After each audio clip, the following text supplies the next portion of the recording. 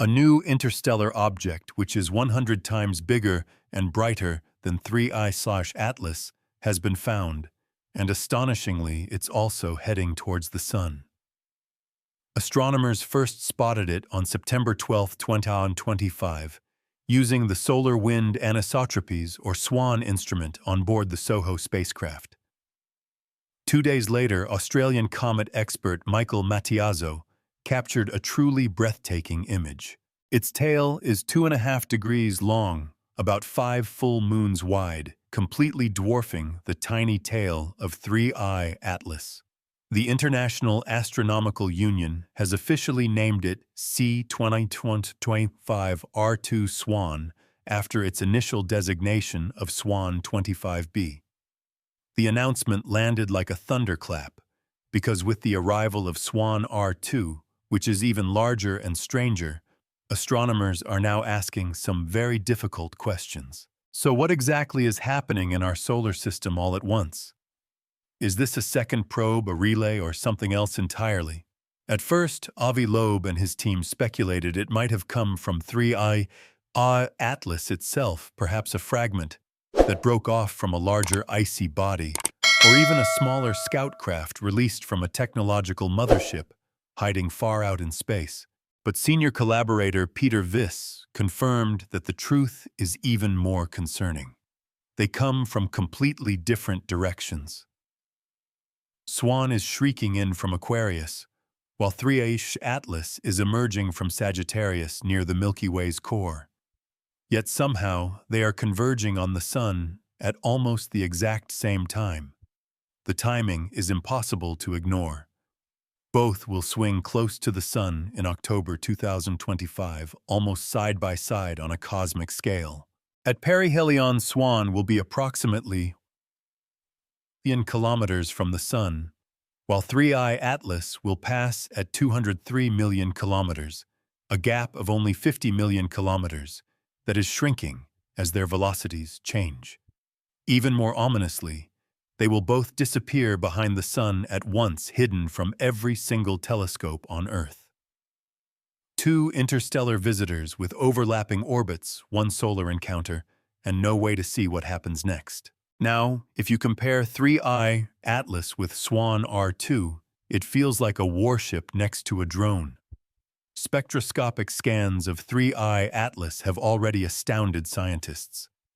It has a solid nickel body with no iron at all, a metal blend found only in advanced manufacturing, not in nature. Its internal instruments measured a 10-gigawatt nuclear core. Its tail behaved like engine thrust, not melting ice, emitting tightly focused carbon dioxide at a steady speed, a pattern no natural comet produces as 3I Atlas neared the Sun. Its exhaust suddenly snapped from red to green at the precise moment its path changed, which Avi Loeb refers to as thrust mix modulation. The craft was adjusting its burn as heating increased with the color shift serving as visible proof. 3I Atlas was frightening enough, but the real shock came with R2 SWAN. Loeb's team detected a silver plasma shield wrapped around a nickel-cobalt armored hull that completely dwarfs 3I Atlas. This isn't passive shielding. It's a living electromagnetic barrier with off-the-charts energy levels capable of bending the solar wind and deflecting radiation far beyond what a solid shell could ever do. Its tail stretches across 2 full degrees of the sky, about 5 full moons wide, and is roughly 100 times bigger than the thin plume trailing 3I Atlas. As it neared perihelion, SWAN's glow flared brighter and shifted to a white-green. At the exact same moment, Loeb's sensors picked up tiny thrust pulses, which confirmed a tiny precision plasma drive steering system. Its exhaust is a dense nickel and cobalt iron plasma mixed with carbon dioxide and carbon monoxide. This is a signature that Loeb calls impossible without a directed plasma engine. Then came the most terrifying discovery of all the core. 3I Atlas had already shocked the world with its 10-gigawatt nuclear reactor, which is about 50 times the output of Chernobyl. But Swan's plasma core outputs more than 10,000 gigawatts every second.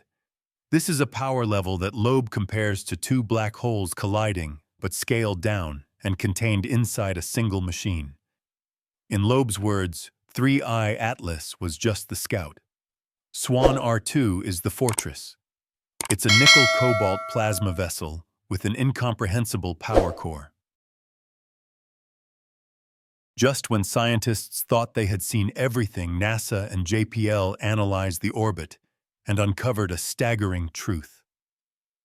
Swan R2 returns every 22,554 years to visit our Sun. This is not a quick one-time flyby. It is a returning visitor on a cycle so long it stretches far beyond the entire documented history of human civilization. Its closest approach to the Sun will happen in October, the very same month. Atlas reaches its own perihelion. Two objects with anomalous properties are passing near the Sun within days of each other. One is on a hyperbolic flyby, while the other is on a bound 22,000-year loop.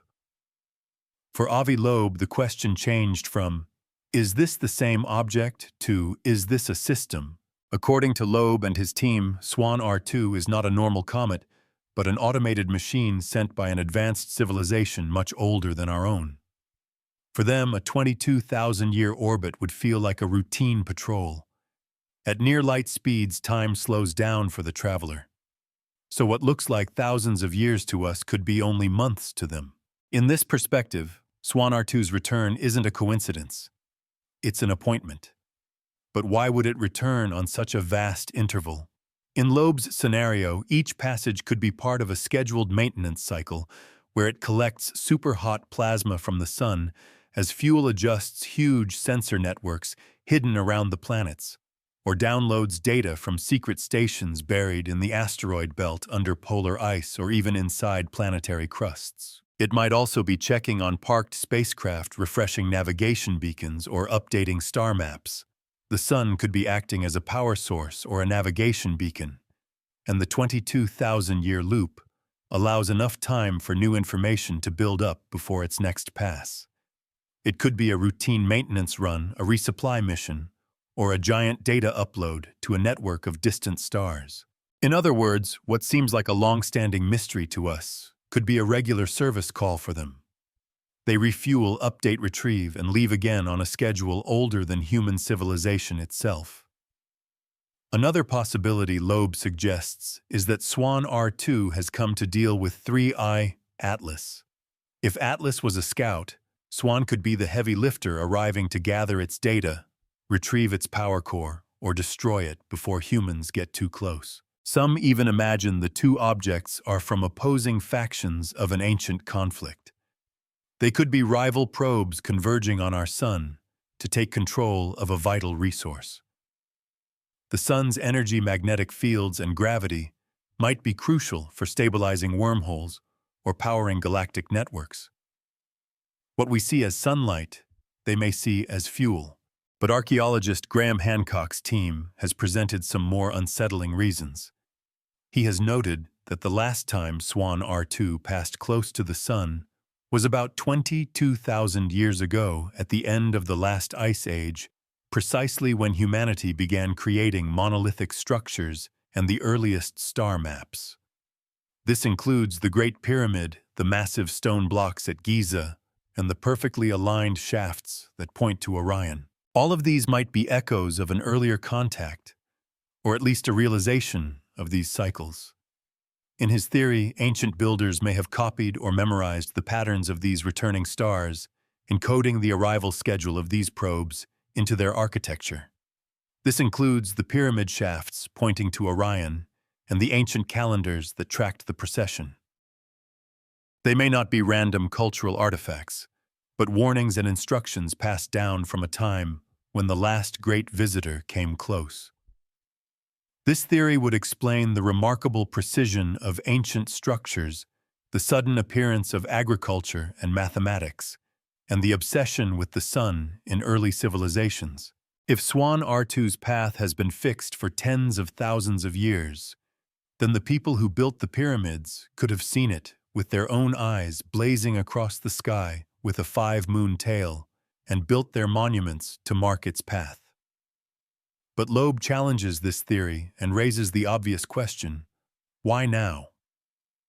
After millennia of silence, there have been three anomalies in less than a decade.